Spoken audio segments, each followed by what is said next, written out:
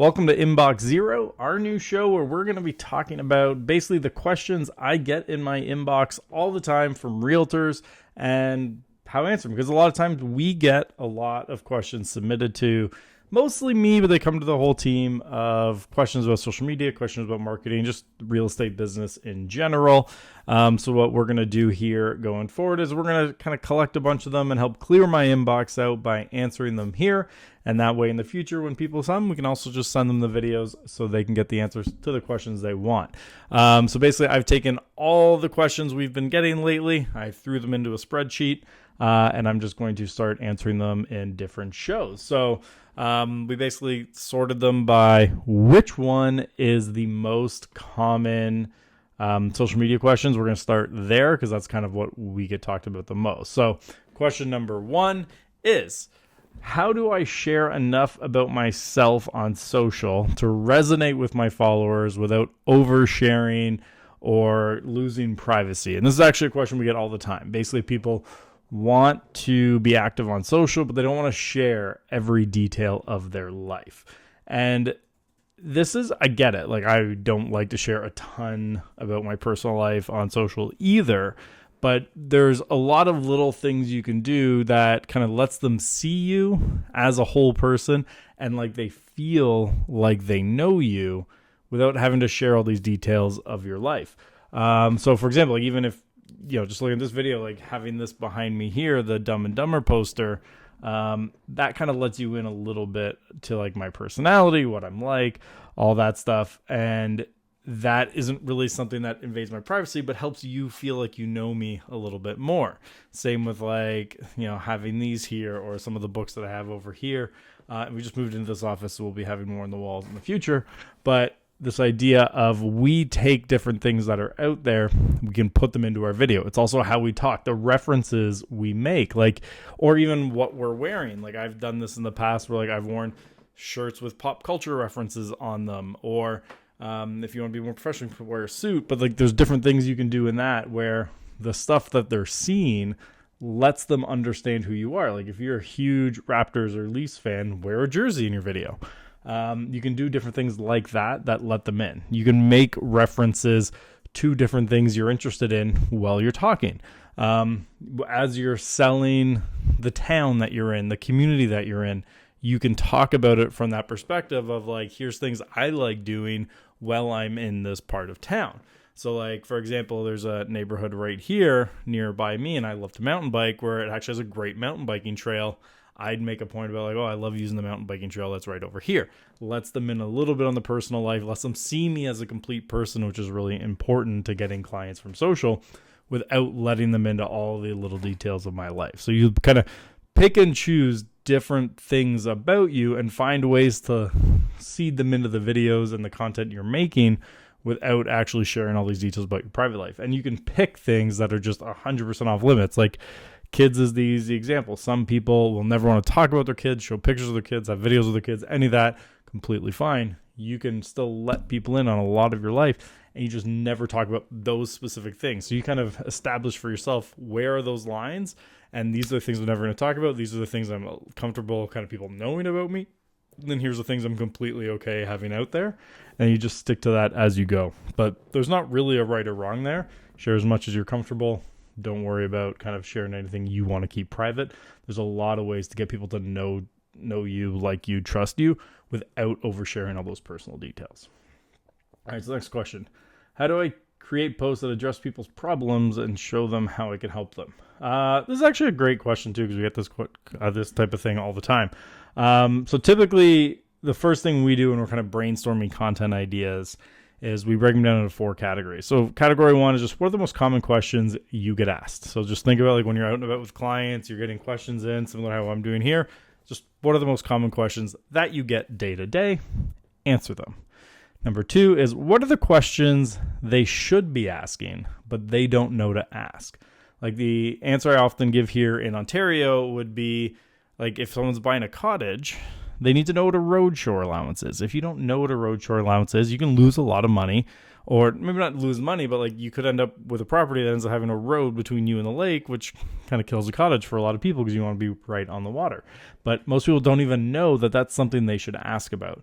So a video like that, instead of saying, hey, like, for example, like a common question, what is a bully offer? I would just open the video saying, what is a bully offer? Let's talk about it. If for roadshow allowance, we might open it a little bit differently and say something like, don't lose access to the water when you buy a cottage. Here's why you need to know about roadshow allowances. So I'm kind of leading with a negative possible outcome and then how to avoid it in the rest of it. So the first one, common questions they should ask, but they don't know to ask. 3 is aha moments. So what are those moments when you're talking to them? They're like, I never thought about it that way. That's really smart. Like those moments where their eyes light up when you're talking to them, they're like, oh, okay, I get it now. What are those moments you've had over the years talking to people? That's really easy content to make. And the last one is just write out all the different like pain points and frustrations they have during the process, and then explain either why it is the way that it is or how to avoid them. Because some pain points in a process you can't avoid. Like just no one wants to fill out certain documentation and things like that. They're annoying, but there's good reasons that they're there. You explain it, you educate them on why. And the more you can share this content in the story form where you're telling the story of someone having gone through whatever the situation is you're talking about, the more it'll resonate, because what you're trying to do is have them put themselves in the shoes of that person, or just factually saying it isn't always as interesting. So you want to kind of put those 4 buckets in and then put it in that way. All right, next one. And this is the last one. We'll wrap it up today for this episode of Inbox Zero, and it's the first one. So let me know what you think about it in the comments. Why are Facebook leads often cold, and how can I better warm them up for conversion? I mean, this is a pretty common question. I mean, it depends how you're generating them. So like just by saying, why are Facebook leads often cold? I assume you're doing something like a Facebook lead form. And the reason that those can often be cold is depending on exactly how you set up the lead form. It might be like they click on the ad, it pre-fills in their contact information on the form, and they just hit submit. It's a really quick way for someone to become a lead for your business. But what a lot of people do when they get a pop-up on their screen is they just click to get rid of it. Like think of like Apple's terms and conditions or accepting cookies on different websites. They just click accept, keep going. They don't realize always that they're even giving their information to someone. So they're going to be way earlier in the process and not necessarily interested in real estate or even realize they're giving you their information. So when you're following up with them, that's what's happening. So sometimes if you're kind of seeing that they're often cold, one of the things we might do is change it to like a higher intent form. We'll add an intro page to it. We'll do those different pieces. We'll add in an automation, like a text message that goes out right away as soon as they opt in, being like, thanks, we just saw that you opted in on our Facebook ad for this thing. And then someone from our team is going to reach out to you very soon. That way it's like instantaneous and they know, okay, maybe I didn't realize I was giving my information. Now I know what happened when they call, instead of like a day later, they're like, what are you talking about? Because do you remember all the places that you hit like accept cookies or reject cookies on a website yesterday? Probably not, because it's such like a thing you don't think about anymore.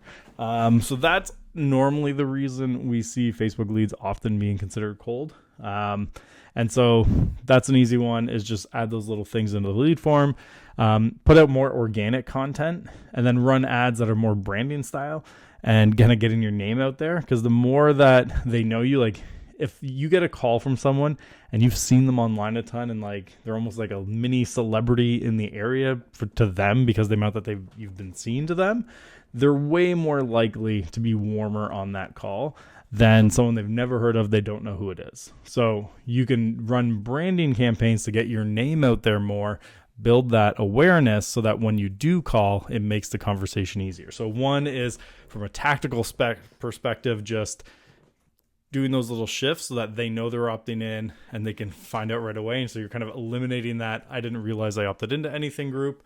And then the other side is that more longer term brand awareness, because that helps you convert leads. Like for example, with my own Just Sell Homes business, for example, on a sales call, my conversion rates are significantly higher if people having come in watching a ton of my content, because they already trust me. And it's just a more question is this a good fit for both of us? And that's the entire sales call, is just determining if it's a good fit. Whereas people who come on have never heard of me. They just maybe had someone tell them they should look me up. and they're booking a call right away, the conversion rate drops a lot on those because they don't have that pre-framed awareness and trust in my ability to help them. So you have to look at both those things when you're thinking about, are the leads cold here? It's just like, where are they in the process and when are you getting to them, and how can we optimize to make that easier on your end? But if you don't understand where they're coming in, it's going to make your life a lot harder. So this is Inbox Zero. We're going to start doing this every week, where we're going to basically take questions out of my inbox and I'm going to answer them on here. So I'd love to, if you have questions, you can either email them to me. I'll put my email here. You'll see it on the screen. I'll also put it in the comments where you can email me some questions that you have. Reach out to me on Instagram if you want as well. But we're happy to answer any questions you guys got here on Inbox Zero. So we'll see you guys next week, and thanks for tuning in.